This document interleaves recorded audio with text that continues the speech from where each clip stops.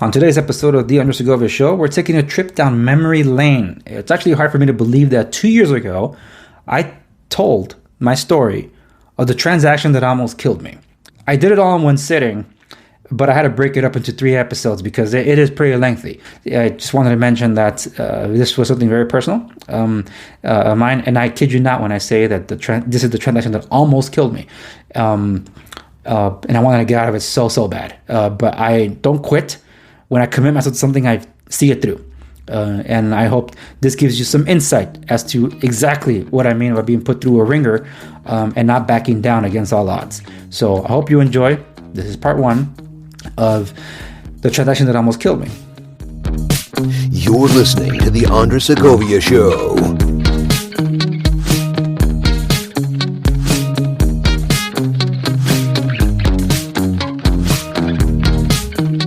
Welcome to the Andres Segovia Show, everyone. I am your host, Andres Segovia, and in this episode, I have a long-awaited, for those that follow the behind the scenes, this is a long-awaited episode. I have tried to post it before, but every time I try recording it, I get triggered. This is not an off-the-record thing. This is something that I can speak. I can feel free speaking publicly. It doesn't have to be reserved just for the off-the-record members, but believe me, this has been a long time coming for a lot of people that have been asking. So before I get into it, I just want to say that this is October. I don't celebrate Halloween for personal and religious reasons. But like any other person, I like telling some uncomfortable stories, scary stories, horror stories, suspense stories. You know, I enjoy those things. I like hearing some of them. I like telling some of them. You know, something that are true, something that are based on truth. You know, it's okay to feel all the emotional ranges in the human spectrum. It's okay. So I figured this is the season most people are more comfortable listening to ghost stories. Or scary stories. It's not going to be a ghost story. That's why I'm alluding to that. Because I don't know what is it with some people, including some of the Christmas music. Some people will be sitting around the campfires telling ghost stories. I'm like, really? Christmas? That makes no sense. This season, the beginning of the holiday season, which kicks off with Halloween, it has this aura atmosphere in the air with autumn. That even going to the pumpkin patch. I took my kids to the pumpkin patch, and they kind of like were feeling a little scared. It's like, why are you feeling scared?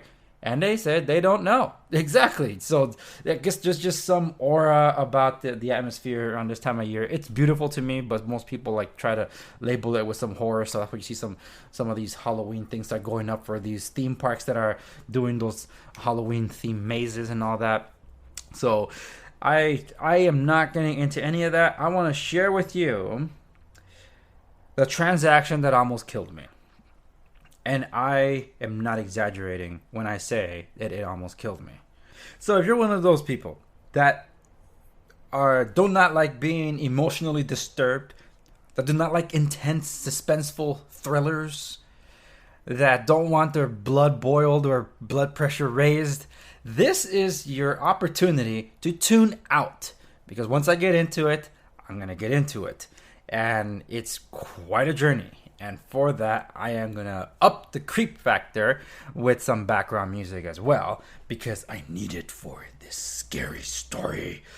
So, final warning. That at the count of 5, or countdown from 5, I will be kicking off the transaction that almost killed me. 5, 4, 3, 2, 1. So I got a call from about 5 years ago, to the day almost, because it was September 2014 when this happened. The journey began. I got a call from someone that I greatly respect. I work with daily, and she asked me because she's a client that is undergoing a financial situation where they were losing their property. So I was asked if I was interested in possibly trying to negotiate the short sale settlement with the bank, because the bank is actually interested, but the client weren't entirely sure if it was worthwhile or if they were even able to, and also they had no idea who to turn to for this kind of thing.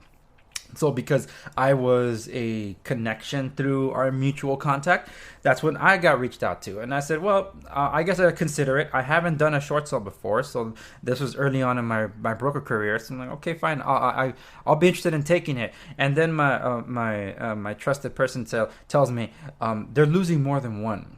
So you successfully negotiate one, you'll probably be able to get the rest of the portfolio, which was about at least another 6 properties. I'm like, wow, so this is a bit of a gold mine. So that was a bit of I guess the main draw, that there's possibly more business in store from just one client if I can successfully negotiate this one, because it's different banks, different mortgages, and it operates kind of similar, but the procedures could be a little different with what some of these banks are looking for. More particular, because we're talking about different clientele here. So in order for me to be able to talk to the bank, I need to first talk to the clients, the homeowners. And the homeowners will then connect me as their agent to the bank. So I made the call to the client. They were okay taking a call, but then because we're talking about financial stuff, about the situation, they were a little on guard about it, and I don't blame them. So when I expressed to them that, yeah, this was a meeting that was being set up through our mutual contact, and they're like, okay, fine, meet us on this day. Like, okay, fine, we met on that day. So that day I go over, I meet up with them, I tell them that I was brought up to speed about the situation and that's happening, and that with their permission, they gave our mutual contact the bank letter that was then shown to me to be able to basically get in contact with the bank if they permit me, because the letter said that they are willing to negotiate a short sale. The thing is that this was like the final letter to that effect, because apparently this has been going on for some time. The bank has been asking for a short sale for about a year, and the homeowners just, they were basically letting it go to foreclosure, along with the rest of the sinking ship, because there was a lot of other property on that they were losing as well. So this was brought to my attention. I'm like, okay. So then I sat down with them. I explained to them the situation, and I actually pulled up my file so I could tell you my notes, because it just so happens that the bank that owned this particular mortgage was a bank that I had dealt with for many, many years through the construction side. And I communicated mostly with their assets management division in Utah. And from the construction side, I was very well versed on what happens after the foreclosure fact. So I called the bank from my own accord and asked them, hey, there's a possible short sale. I want to know what you guys would need in order to have a negotiation, and what would this even mean for the client. So I'm going to read to you the note that I have prepared that I presented to the client. And the short sale will not appear on your credit. So that's if you successfully negotiate the short sale. It could take 2 to 3 years, though, for you to be able to apply for a loan, assuming you only lost the one house. We're talking about a bunch of other property here. So this is me helping them in their senior age to be able to have a road to recovery from this financial calamity that they were undergoing, because they were losing all their properties. And if I successfully negotiate one and they hire me to negotiate the rest, then I tell them, look, if I successfully negotiate all the short sales, all of them are short sold, in 2 to 3 years, you'll be able to apply for loans again, because you declare bankruptcy, you have to wait for about a decade. But a short sale, you can wait 2 to 3 years. And if you successfully negotiated the short sales, these will not appear in your credit. So you actually would want this, especially if you're that late in stage in life where you need all the help you can get if there's nobody else looking after you, which almost seemed to be the case with them. I did mention the credit will take a hit, obviously, because it'll appear as a debt settlement, but it won't appear as a short sale. Now, with this particular bank, I told them the review process for them to consider a short sale after submitting everything to them, it takes 21 days. And the thing is, during those 21 days, the bank will not give any updates. And if anyone calls in to request an update during that time, it actually hurts the progress. Yeah, believe that. Now, when it comes to a short sale, there is no cash out to the client who's selling the house, because it's a debt settlement. All of it goes to the bank. So I had to make that very clear to them in case they had any intentions of like, well, you're getting a commission out of this. Well, yeah, a commission because I am being hired, should I be hired, to provide a service that costs money.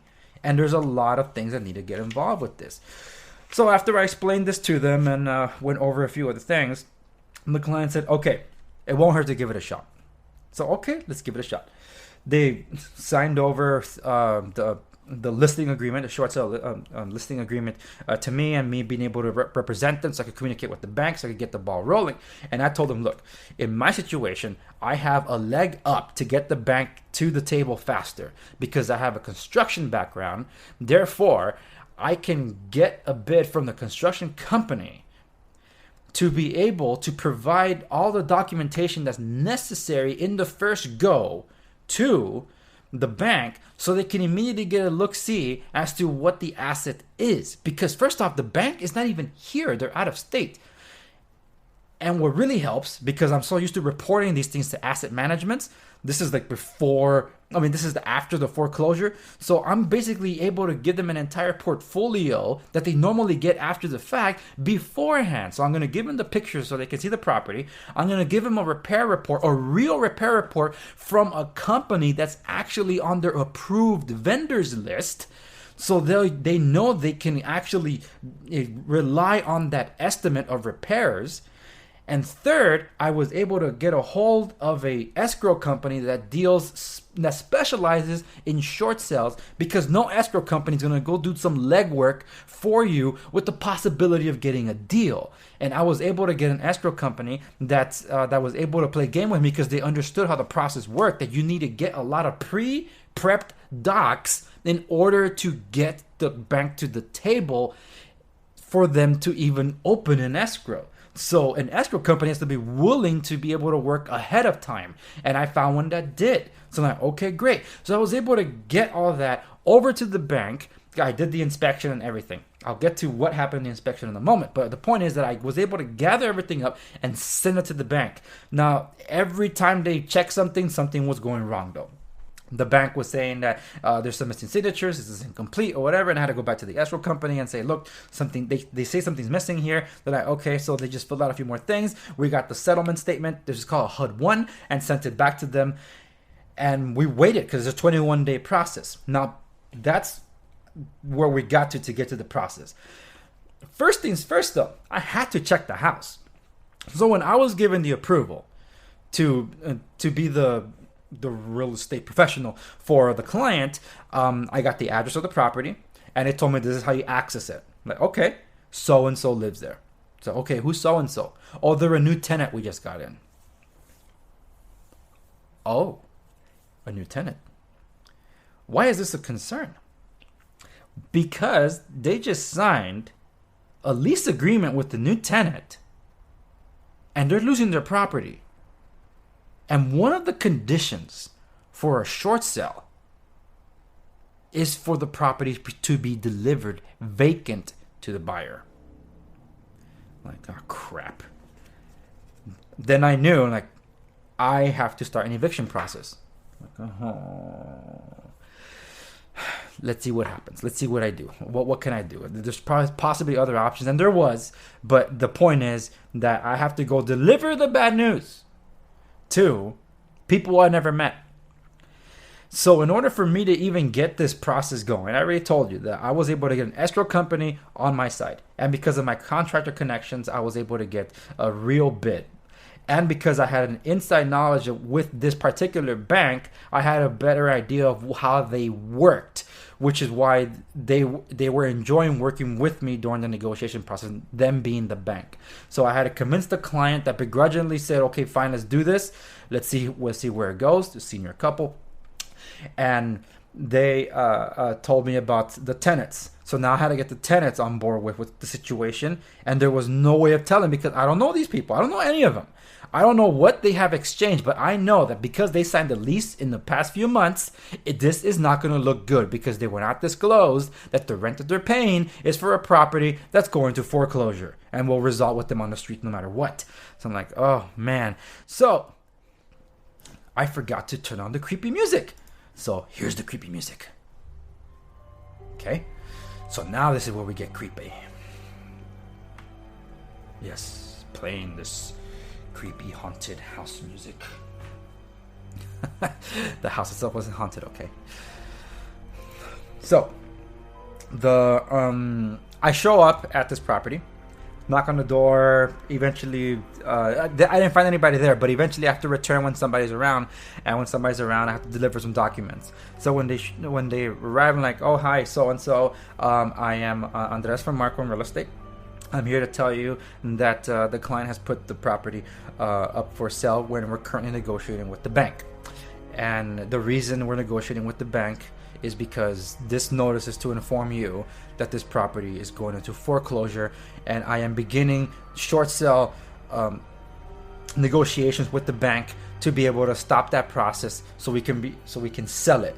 So in essence, we're racing against the clock here. And they looked at me with these eyes, this look in their eyes, this nice couple that had 3 children.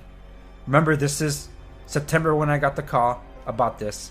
I start the proceedings in early October. They had already set up their Thanksgiving things. They were skipping Halloween altogether and setting up Thanksgiving. I'm like, my goodness, this is bad.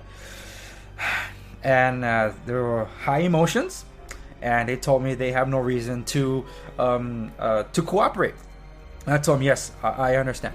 And of course, being contracted by the seller, they obviously have reason to believe that it's my fiduciary duty to the seller, and that therefore I have zero interest in the tenants, which isn't true, because especially as a property an investor in real estate income property. I'm already getting triggered. In real estate investment company income property, I deal with tenants all the time, including when I manage my family estate as well. So our motto is a happy tenant means they take care of the unit and we get timely payments, and that's what we have strived to do for more than 2 decades. So I understand that part. So I understood the plight of the tenants in this case. So I asked them, look, is it okay? Can I sit down with you and explain to you your options in the situation? So then we sat down. They told me we're not going to pay the rent anymore, or this and that. And I told them, I understand your emotional state and whatever. What you decide to do between you and the owner is between the two of you. The situation we're faced with now is out of the control of the owner. This is the bank, the true owner of this property, because the client used a bank loan to pay for this property. Therefore, they don't have the say when it comes to the sale, but they are the vessel in which the bank can liquidate the property. So I am here to tell you what the bank is prepared to do for you in this situation, because one of the conditions required is that you vacate the premises. And of course, we're not going to vacate the premises. We've got into this lease and whatever, but we're not going to pay our rent and this and that. You know, that's all. Again, whatever you decide to do between you and the property owner is between both of you. I'm here to tell you what the bank is prepared to offer you. We have they have an offer called Cash for Keys, that if they get your cooperation and you vacate the premises prior to the sale, they will pay you X amount of dollars for your exit. But that money cannot be exchanged until escrow closes. And that means you'd have to leave before the escrow closes. They're like, holy smokes, how do we know it's going to close? And I told them, you don't. I'm just being straight up with you. You don't. That's the reality of things, because different factors can weigh in as to what can happen to an escrow transaction. And I can't tell you here that I guarantee you that escrow is going to sell. I mean, escrow is going to close, because I can't speak for the cooperation of all parties. Because if only one party doesn't do their job, we won't be able to close escrow. But here's my commitment to you, the tenants, equally as is my commitment to the client that's hired me, and my commitment to the bank. I will close this deal no matter what. I was brought in as a favor by a friend of a mutual contact with the client that told me about the situation. And I said, I am willing to help. I even went to the bank, and the way I got the bank to the table was this: bank, I will do this for us, a lower commission than you're typically used to paying out. They're like, well, if that's the case, then let's talk. And that's how I was able to get the bank to the table. That's how I was able to get the seller, in this case the client's cooperation, because I was able to strike a chord with the bank. And the tenants, they warmed up to me. They understood they understood that I understood their plight, and they also understood that I was very serious in getting into this, because I made something very, very clear that's not understood by many people for some reason. I told them, and I, as a broker, you need to know, because most people believe that agents run away with people's money. We don't get paid until escrow closes. So believe me, it's in my interest to get this deal settled and closed and make sure that escrow wires the funds, because my office gets the money first before they cut my check. So I need this to happen because it's in my interest, as would be for you, to get this going. So they gave me the cooperation. We exchanged information. They gave me my contact information, and I told them I will never let anybody show up without you knowing. Any exchange of correspondence, you'll hear from me first, and if I deliver something, I will. So that was my commitment to the tenants, and they, with some skepticism, of course, begrudgingly agreed, because they were realizing they weren't having much of any options here. I would understand, because I'm sure they did. They probably looked into their legal options by speaking to an attorney and contacting friends that they have that might be familiar with the process. But that had nothing more to do with me. It had more to do between them and the seller, if it ever got to that point. So let's go now to the 21-day process that the bank is having to review all of this, because I'm doing this entire review. The bankers do this entire review, and I don't even know if they're even going to give the green light to consider this. So I turned everything over. They're like, okay. They said that they have some questions, as in, do you have a buyer? And it's like, well, I do have a buyer, and as someone that's interested in purchasing the property, but they would not purchase for any more than this much. And because of the state of repairs that the property is in, that was the bid that you saw. They're like, okay, well, if they can raise it up a little more, then we'll get to this point. So I was able to talk to my buyer that I did bring up, because I worked with sellers and investors. That's why I have a pool of investors that I work with. So I told them about this property, and they were able to provide an offer for it before going more so into the market. So it was able to be one day on the MLS, because there was some inside baseball that helped with this one. With this transaction to get them to the table, because I didn't have any time to market this thing. So my buyer ends up backing out from the process when the bank demands more. So I told them, okay, let me shop it around. Is it okay if I have time to shop it around? They're like, yeah, go ahead, but you don't have much time. You have like 5 days. I'm like, oh my goodness. Well, let me see if I can find a buyer. And sure enough, I was getting calls from the first day. Like the first day that was on the MLS, I already had my buyer. But then some other ones were coming in. They were coming in a little lower.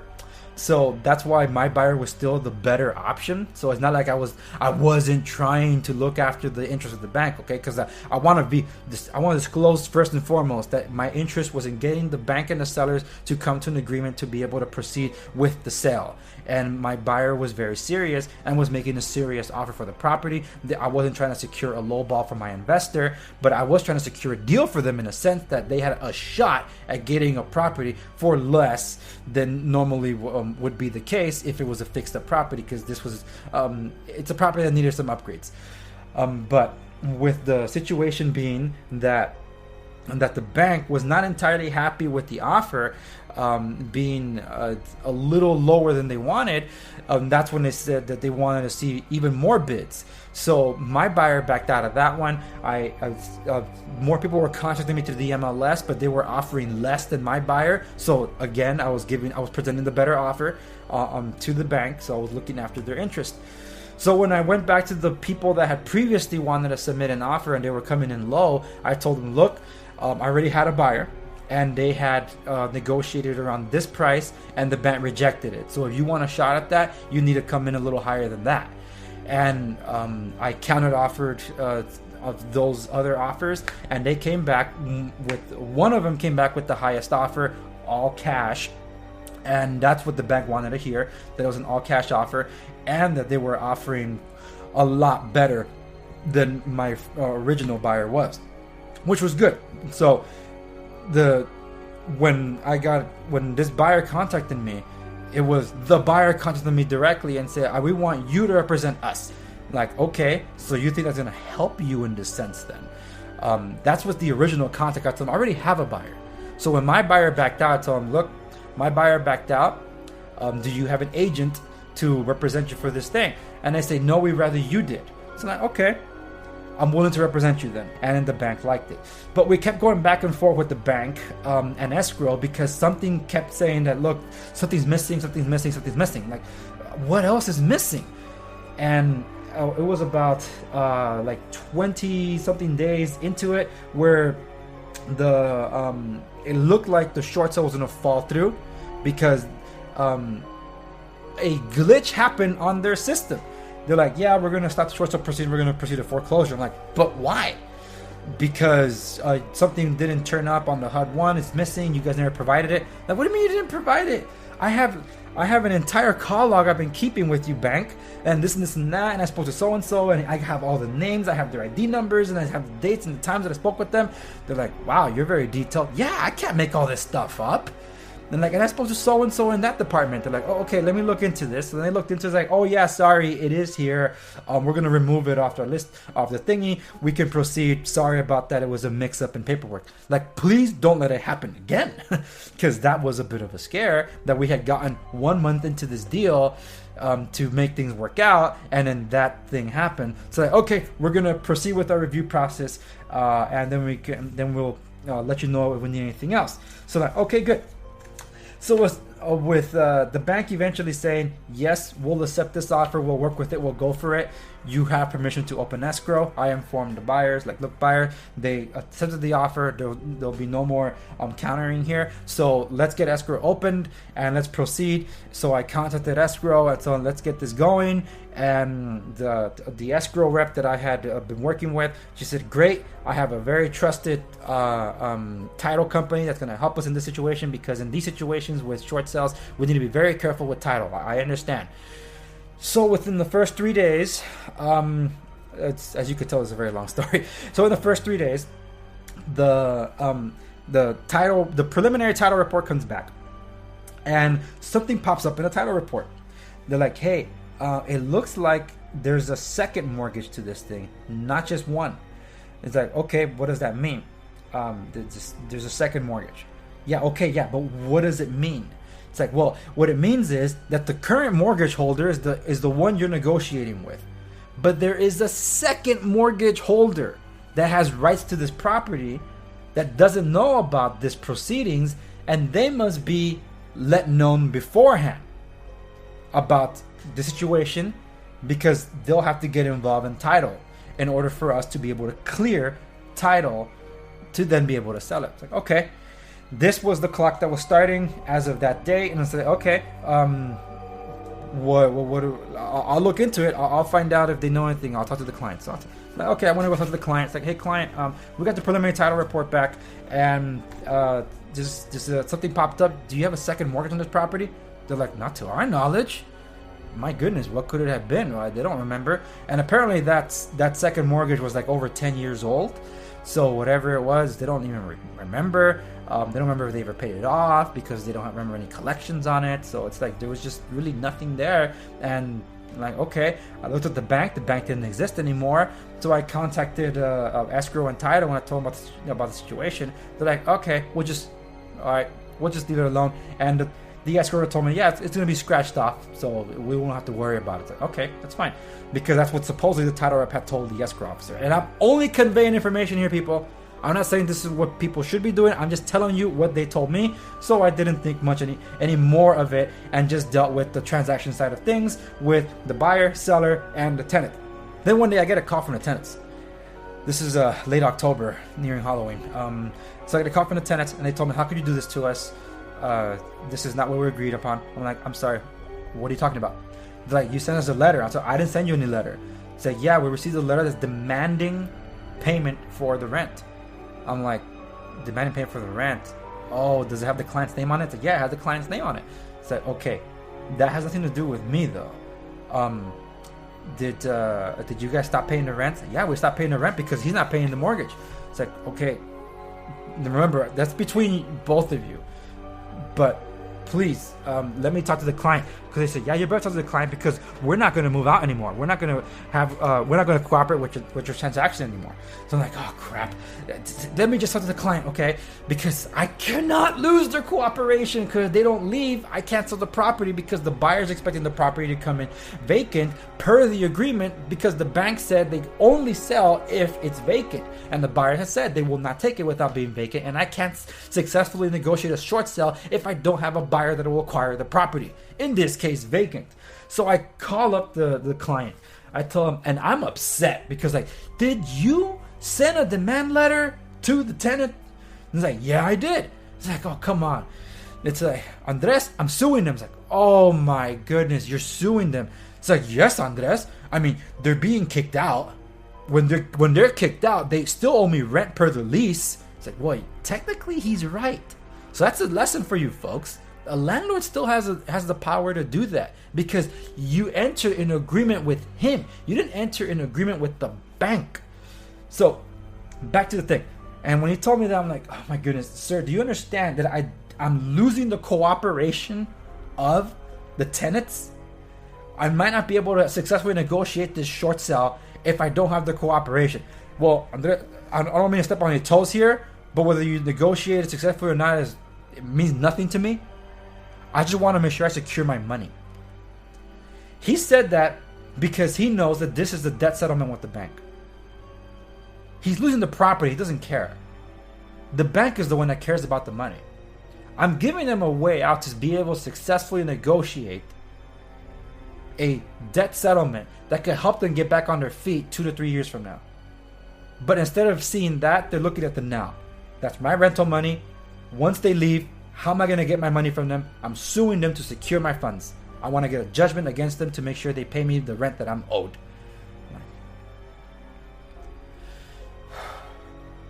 Sir, let me deal with this.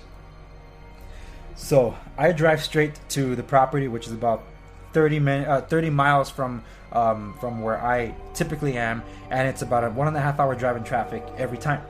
So I go over, I see the tenant, it's like, hi, I came directly to you. Can I see the letter? It's like, yes. And so I got the letter. I sat down with them and I'm reading it to them. Like, then I'm really understanding what this is. I'm like, folks, let me tell you, this letter is not just a demand letter for rent. He's suing you. Whether you stay here and this property goes to foreclosure, or whether you cooperate and leave, it's no different now. He's coming after you. He says he wants to secure his money, and this is how he's securing it. He's suing you because you didn't pay him the rent, so he's suing you for the back rent and the future rent that's owed, etc., per the lease. And you're gonna need an attorney to fight this. And they didn't like hearing any of that, obviously. And I told them that, look, he's within his right. Just like you're in your right to understandably be emotionally disturbed and say you don't want to cooperate. If I were you, this is what I would do. I would cooperate with the transaction. What you do with the owners is, again, I don't want to take any sides in this because I understand your plight and I also understand them. And legally, I'm bound to be in their interest, but I also understand what's happening here with you. You would want to be cooperating because now the money that the bank, not the owner, the bank is offering you, you're going to need it. You're going to need it for this case. And they told me that to think about it. That they'll confer and let me know. So I'm so sorry about all this, I told them. This is just... I'm sorry. And because this episode is getting very, very long, I will pause it here for part 1 to leave you in suspense for part 2. And let you know how things conclude. So this wraps up this episode of the Andres Segovia Show. This tale of terror will continue in the next one. So until then, sleep well at night. Hey, you made it to the end. I hope that means you liked this episode. So by all means, to show your support, hit that like button down there. Don't forget to subscribe if you haven't done so already. And if you please would, share this with somebody you know that will benefit from the content of this channel. See you in the next one.